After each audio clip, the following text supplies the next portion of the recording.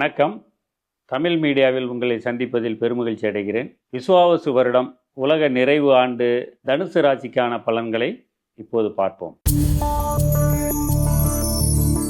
ராகு பகவான் உங்கள் ராசிக்கு 3ஆம் இடத்திற்கும், கேது பகவான் 9ஆம் இடத்திற்கும் வருகிறார்கள். சனி பகவான் 4ஆம் இடத்திற்கும், குரு பகவான் 7ஆம் இடத்துக்கும் பயிற்சியாகிறார். உங்களோட சுய கௌரவம், அந்தஸ்து, மரியாதை இதெல்லாம் ரொம்ப அனுகூலமாக அமையும். சென்ற இடமெல்லாம் சிறப்பு.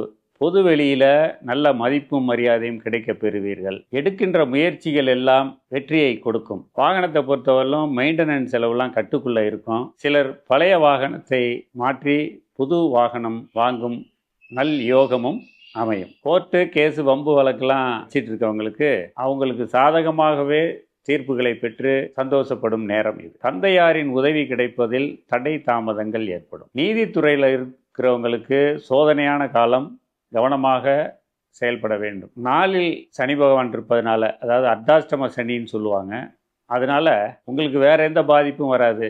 ஏன்னா சனி நீதிமான், அவருக்கு நீதி நேர்மையாக இருக்கிறவங்கள வேற எதுவும் தொல்லை பண்ண மாட்டார்.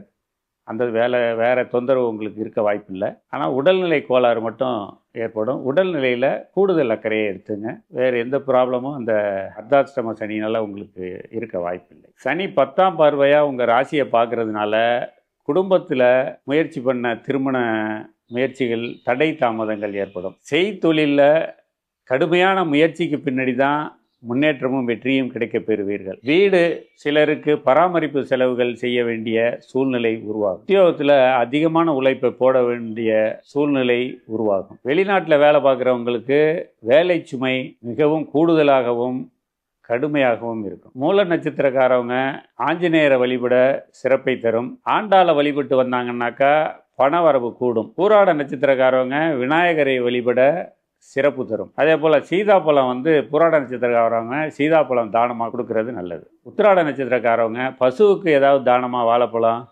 அகத்திக்கீரை, வெல்லம் அந்த மாதிரி ஏதாவது தானமாக கொடுக்கும். அன்னாசி பழம் சாப்பிட வெற்றிகளை தரும். யானை, சிங்கம், குதிரை, புலி இந்த மாதிரி வாகனத்தில் உட்கார்ந்துருக்க தெய்வங்களை வழிபட இவ்வாண்டு மேலும் சிறக்கும். வாழ்த்துக்கள். நன்றி. வணக்கம்.